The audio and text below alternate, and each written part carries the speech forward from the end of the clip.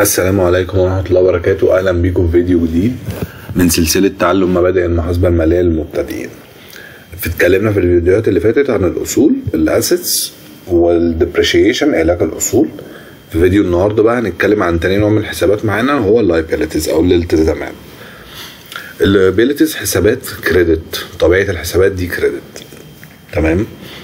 اللايبيليتيز أنا بقسمها لثلاث أنواع. نوع اللي هو الموردين، حساب البيابل،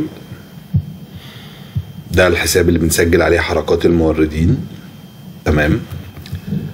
وتاني نوع الحسابات اللي هي الاكرولز او الاكرولز. يعني ايه الاكرولز؟ دي الحسابات اللي احنا بنسجل عليها المصروفات او الايرادات اللي احنا متوقعين ان هي تتعمل بس مش هتتعمل. معنى غريب قوي بس تعالى نشرحه. بمعنى ايه؟ بمعنى ان انا مثلا لو انا عايز اطلع، بعمل تقفيل كل شهر بطلع ارقامي، فانا فاتورة الكهرباء ما جاتليش وانا عايز احطها بالنسبة للمصروف عندي. في المصروفات احط فاتورة الكهرباء، في الالكتريستي احط ان انا مثلا هيجيلي 1000 جنيه كهرباء، علشان الارقام بتاعتي تبقى واضحة او يعني قريبة للواقع. فهنا المحاسبة بتدينا اوبشن ان احنا نعمل حاجة اسمها الاكرولز. بمعنى ايه برضو؟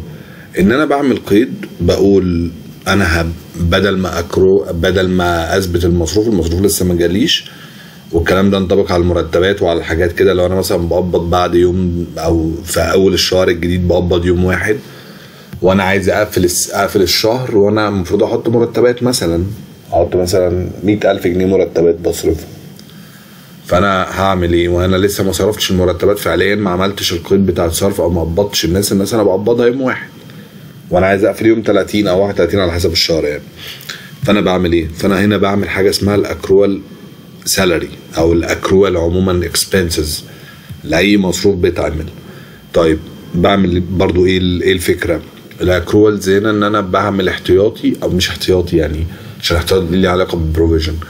بعمل زي يعني ايه، ان انا المصروف ده عندي مفروض كده موجود عندي، بعمل حساب للمصروف ده عندي ان انا ده هيتصرف الشهر الجاي، بس هو ايه المفروض يخص الشهر ده.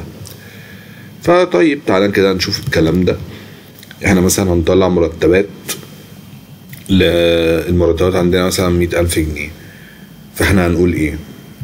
الطبيعي ان احنا بدل لما بنيجي نصرف مرتبات صرفنا ففلوس، فهنقول ايه اللي هيحصل بالراحه كده؟ انا بصرف فلوس، بخرج فلوس من عندي في البنك، فوش البنك بقى كريدت خلاص كده. ايه الفرد الديبت؟ ان احنا هنصرف على حساب مرتبات، فهنيجي عند حساب المصروف او كوست المرتبات، مصروف برضو، فهنصرف مرتبات هنا في السالاريز. تمام. فده القيد الطبيعي. لو انا مش هعمل اكرول بقول ديبت المرتبات، كريدت البنك بالقيد ايه؟ ده القيد ايه السهل يعني.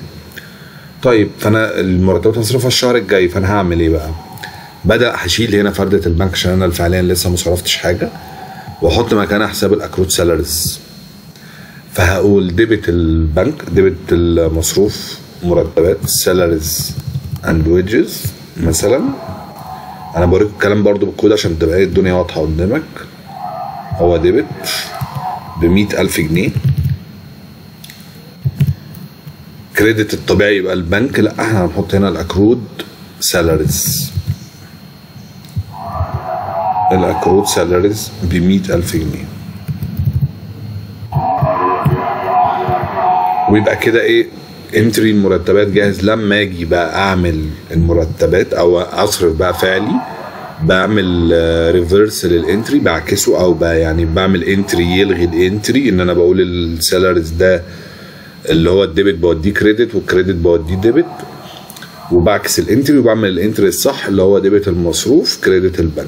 ده ايه؟ انتري الصرف الفعلي. تمام. دي الاكرولز. تالت نوع معانا او تالت حسابات معانا هي حسابات اللي تخص الحكومه، الضرايب، التامينات.